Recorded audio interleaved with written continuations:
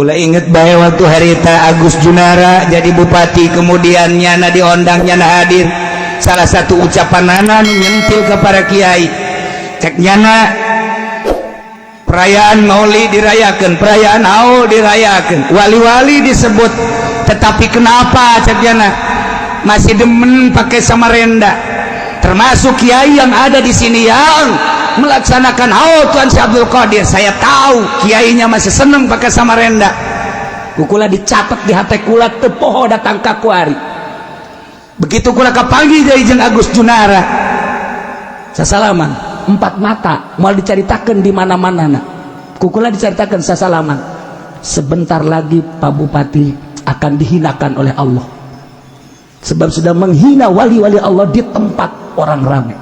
Jangan tanyakan ke Agus Junara, ngariku keneh kuari dia.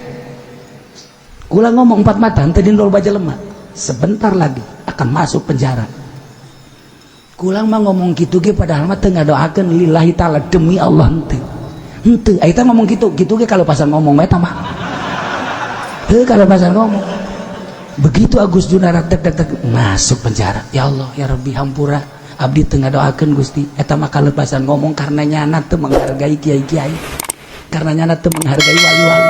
Karena nyana teu nyahueun kumaha hatena para wali Allah. Ulah neuleuh Samarendana, ulah neuleuh jubahna, ulah neuleuh naon kitu ngaranna sorbana, tapi nyana can nyahueun hate-hate jelema. Lamun neuleuh jubahna, neuleuh sorban, neuleuh Samarendana, katitu atuh kabeh ge jelema.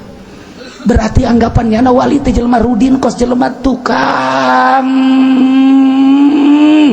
kitu sol sepatu. Salah, eta mah satu perjalanan. Geus datang ka derajat mah atuh teh urusan Allah ka ditu mah. Nyada teu baca Imam Syafi'i, nyada teu maca para imam mujtahid, nyada teu maca Tuan Syekh Abdul Qadir, nyada nyentil para wali, para kiai. Kukula dicatat di jero hate. Cilaka sia teu ngarti kecuali sia haju nanya ka aing sia. Kieu kiai sombong amat. Kanyana aing mah sombong ge kasih henteu. Kula kapanggih deui jeung bupati sasalamat tek. Bapak Bupati sing hade engke bakal dihinakeun ku Gusti Allah. Teu ngomong nyana. Termasuk ayat catatan di jero hati kula Pataju Sobiri. Ayah di jero hati kula waktu nyana namu ka Abah kurang sopan nyana ka Abah. Ngan mau dibejakeun hina sia bakal. Awas ya teu nyaho Abah aing. Adi tercangke aing bener. Ye aja anu ngomong camat emang basia naon? Henteu naon sih. Ai saya teu nyaho mah. Lamun nyaho awas. Je teu nyaho catat di jero hate kula aya catetanana hiji-hijina pejabat kula lamun keur jeung pejabat kieu bae dicatet omongan-omongan hate henteu sia. Awas ya Abah aing geus nurunkeun ilmu ka aing bisa ibadah ka Gusti Allah ti Abah aing ala kadar-kadang sok khusyuk teh ti Abah aing sia teh nyaho sia teh nyaho je dicatet bener. Orang menyeritakan para wali di zaman Syekh Hidayatullah atau nu anti ka Syekh Hidayatullah. Orang nyeritakan para wali di zaman Syekh Maulana Hasanuddin nu anti Syekh Maulana atau Ambalaya. Ulah jauh-jauh di zaman Gus Dur nu anti Gus Dur atau Ambalaya. Kuari di zaman Habib Lutfi atau nu anti Habib Lutfi atau Ambalaya. Jelema na diantikeun mah biasa-biasa bae. Atuh komuga kula mah lain wali lain solihin si uci kula mah. Nu anti ka kaul atau Ambalaya di kulon aya di wetan aya di kidul aya aju kula narobat henteu kula mah ngahormat bae kanya nyaho kula kiai anu anti kula nyaho pejabat anu gregeteun ka kula mah tetep bentem teu bendu lamun bendu moal daratang haji ka dieu terus terang bae mun bendu emang nang saya daratang haji ka dieu emang dipanggil diundang ku aing atuh henteu atuh sia bae naonan ka dieu je nang Allah telan ngaji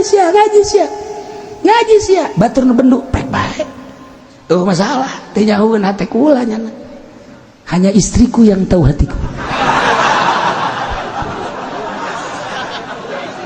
Iya ketika aku lapar istriku tahu, ketika aku pada sakit badan istriku tahu, ketika kelihatannya rindu istriku tahu. Siapa masuk ke situ? Masya Allah. Numanta kiai baheula halarebat urang nyaritakeun Mama Bakri, urang nyaritakeun Ki Haji Abdul Halim, urang nyaritakeun Abuya. urang nyaritakeun Mama Oco, urang nyaritakeun Ayah Banjar Harare Batu Kuari muridna saantero, urang nyaritakeun Fatul Muin berarti Banjar, urang lamun nyaritakeun tentang Jamul Jawame berarti Mama Sujai, lamun urang nyaritakeun tentang Syamsiah berarti Mama Syatibi, lamun urang nyaritakeun Ukudul Juban berarti Mama Oco. Jadi kan boga jalur-jalur dan moal keluar tidinya jan nyana nu mimiti ngembangkeun kok hararebat amat sih Riyadho atuh Riyadho nanya nama barang geus jadi kiai teh isin di kiai ke barang geus jadi kiai teh beuki waro barang geus jadi kiai teh bener-bener beusi teu akur dikiaikeun ku manusia ke ku Allah mah pajar lain kiai geus beuki api kebelah dia nang sing jelegur Mama Bakri Pohara Jasa ningali zohirna mah biasa bae jeung kolot jeung budak biasa bae tetapi batinna Pohara Jasa kanyahoan batinna Pohara emang kumaha Kiai Jawa Tengah deuk dajakeun hiji masalah ka Mama Bakri. Mama Bakri geus nulis ti heula can aya HP can aya telepon pan harita mah nu bakal ditanyakan 10 masalah geus ditulis ku Mama Bakri, masalah kahiji anu, masalah kedua anu, masalah tak teudeun di dijablek bae. Begitu tamu datang, assalamualaikum, assalamualaikum, mama ana di tukang bae kieu barang di deuleu, masya Allah nu deuk ditanyakeun ku urang ieu. Waduh geus teu kudu kapanggih jeung jelema atuh berarti kan jago jasa. Ya Allah ya Rabbi, eta Mama Bakri lain leutik tuh bagus sedak Mama Bakri urang kulon aslina jago kuat Riyadhona. Lamun Mama Abdul Halim hebat jasa Ki Abdul Halim kunaon kahebatanna cah carita kahebatanna eta Jamul Jawa Mama itu prawira ngaji Jamul Jawa mah di dinya Mama itu Abu Yadim Yati Cadasari ngaji di dinya Abah nu sok mawaan kitabna tah eta teh lain jago ngaji nama geus teu aneh tapi kajagoanana ketika jana lempang tasbihna ragag di rel kereta api ieu kereta ti Jakarta ke ka Rangkas Bitung deuk ka ditu ka Panegalan aya tasbih di dinya ngoser kereta ngoser masinis ge kaget ieu jurig naon cakana tidak barang di dalam masya Allah ayat tasbih tuanian nyokot tak tasbih sieun geus masinis bebeja woi masyarakat dulur saha nu ragag tasbih coba saha begitu tadi beja-bejaan Mama Abdul Halim oh tasbih kula zokot ku Mama Abdul Halim tek kareta maju coba tasbih Haji Pendi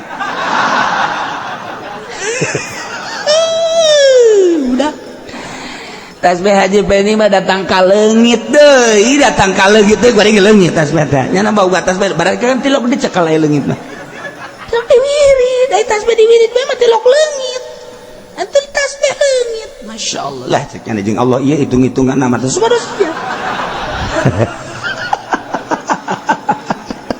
teh mah dalil Muhammadiyah mah kos gitu ngomongnya apa itu ahli sunnah wal jamaah nu kenapa pakai tasbih sama Allah aja hitung-hitungan sakena teh je eta Muhammadiyah teh kos gara itu mah lamun ngomong jeung aing mah ka dia sungut sia yang disoekeun sia tungtung nama urusan tasbih bae gelut kunaon eta bisa hararebat kitu Riyadhona henteu sambarangan barang dahar ieu ti saha ieu ti pemerintah oh bikeun ka batu embuk kunaon bisi kaganggu kanikmatan ya Allah ya Rabbi masya Allah Abah Bapak kolot itu berarti terus jeung sejen yu urang ziarah ka Mama Abdul Halim jaguru sedengkeun nyana karesepna teh terinasi di pais karesepna tanyana meuli lah ka Tangerang terinasi barang geus datang ka imah ngahulang becek dana bo urang jauh-jauh mawa terinasi maning urang mawa gebus jeung kakap ujung Jamal mahal hargana ge balik deui ka Tangerang langsung meuli Jamal meuli gabusieum kakak bude dibawa geus bungah bae kan Waalaikumsalam warahmatullahi wes beres dibikeun coba terinasi nu di imah mun dibawa ka dieu mah bunga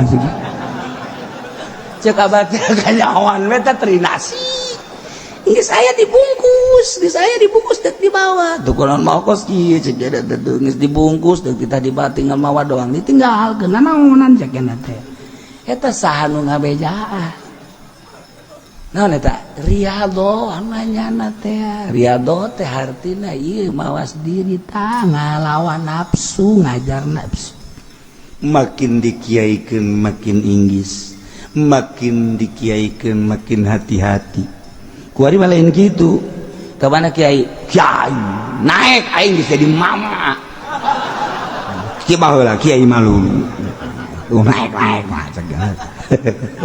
tinggal murid beseri sial da guru tolol menang setahun kali jadi assalamualaikum mama sia teh nyawa perkembangan aing geus jadi buya wah geus bingung murid geus bingung murid tabaheula babeun dikiaikeun isin dimamakeun isin besi teu akur julukan masyarakat jeung Allah isin kitulah ahli-ahli Allah subhanahu wa ta'ala di negara demokrasi jadi wali atau pek